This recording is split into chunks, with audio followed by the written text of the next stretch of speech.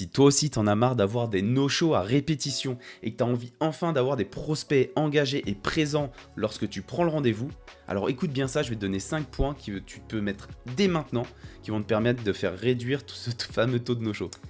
Premier point, il faut que tu réduises absolument le temps entre ta prise de rendez-vous et le rendez-vous en lui-même. C'est-à-dire que plus tu vas avoir un timing long, plus ton prospect aura le temps de t'oublier. Et forcément, de ce côté-là, il va falloir que tu mettes en place plus de créneaux de disponibles le plus rapidement possible pour battre le fer tant qu'il est encore chaud. Deuxième point, assure-toi qu'il valide bien le rendez-vous au moment où tu prends le rendez-vous avec lui. C'est-à-dire qu'il faut qu'il se mette directement dans son agenda.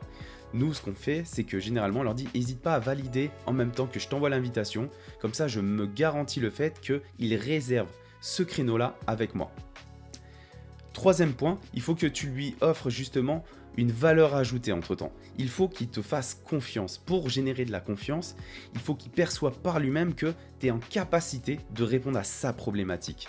Et pour ça, entre-temps, tu peux, par des biais d'automatisation, une fois qu'il a le rendez-vous, de lui transmettre justement une vidéo, un document, peu importe, qui répond notamment peut-être possiblement à un besoin précis que tu as souvent détecté auprès de ton persona. Quatrième point, ça paraît tout bête, mais utilise des logiciels aussi pour mettre des rappels automatiques. Si tu n'as pas de logiciel, fais-le à la mano, tant pis, c'est pas grave, tu perdras plus de temps à avoir des no-shows plutôt qu'à essayer de te mettre des relances toi-même pour leur envoyer.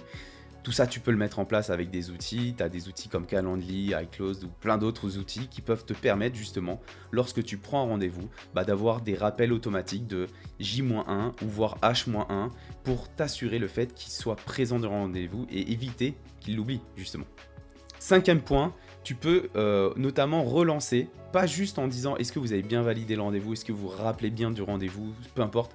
L'idée, c'est toujours d'être dans la notion d'apporter de la valeur et surtout qu'il soit plus ce qu'on appelle nurturé, qu'il ait l'état d'esprit prêt à acheter. Et pour ça, tu peux juste vérifier s'il a bien reçu justement la ressource que tu lui as transmis entre temps.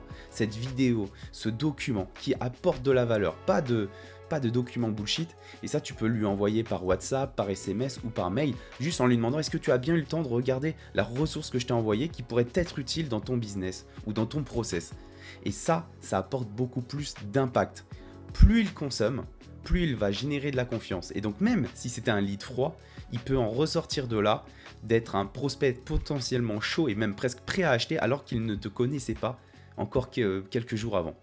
Applique ces 5 process et je te garantis que d'une, tu vas réduire le taux de no-show et de deux, tu vas avoir des personnes encore plus engagées dans ton pipe de vente.